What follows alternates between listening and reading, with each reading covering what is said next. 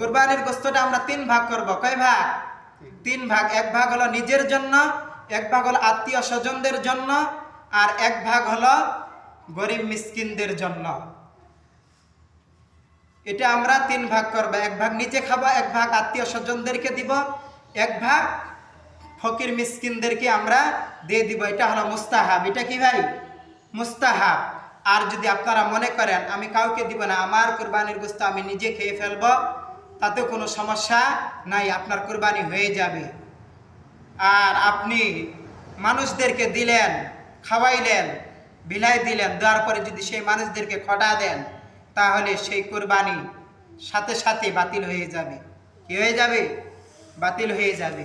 দেওয়ার পরে মানুষকে খটা দিব না, উপমা দিব না।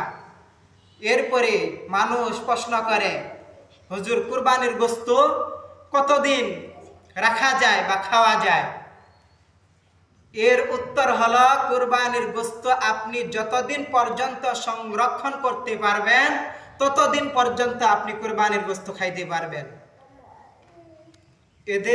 এতে কোনো বাধা নাই।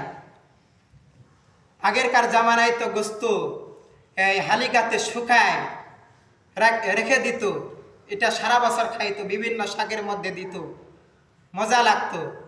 এখন তো ফ্রিজ হয়েছে ঘরে ঘরে, তাই বলে সমস্ত গোশত শুধু ফ্রিজেই ঢুকাবেন না, মানুষদেরকেও দিবেন, আত্মীয় স্বজনদেরকে দিবেন। আপনাদের পাশের যারা গরিব আছে, যাদের গোশত কেনার সামর্থ্য নাই, কুরবানি দেওয়ার সামর্থ্য নাই, তাদেরকে আপনারা দিবেন, খাওয়াবেন। এটা হলো সুন্নত, এটা হলো ভালোবাসা, এটা হলো মহব্বত, ঠিক কিনা?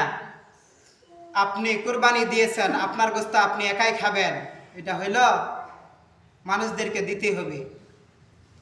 আল্লাহ পাক রব্বুল আলামিন যে কথাগুলো বললাম সে কথাগুলোর উপর সকলকে আমল করার মতো তৌফিক দান করুক, বলেন আমিন। ওয়া আখিরু আলহামদুলিল্লাহি রাব্বিল আলামিন। যারা সুন্নাত পড়েন নাই সুন্নাত পড়ে নেন।